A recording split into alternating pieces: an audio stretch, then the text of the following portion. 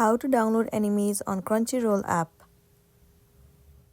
The very first thing you should know that in order to download animes, you must have the Mega Fan subscription for the video.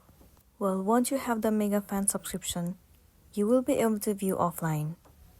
Once you have got the Mega Fan subscription, you can move into any of your device. It could be your Android or iOS device.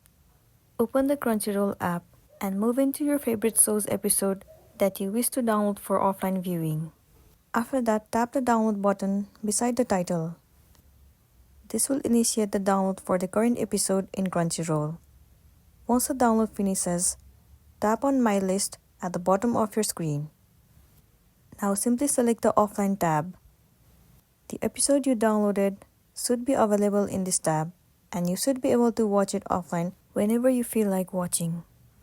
And then you'll be good to go. So that's all for today, and this is simply how you can download animes on Crunchyroll app.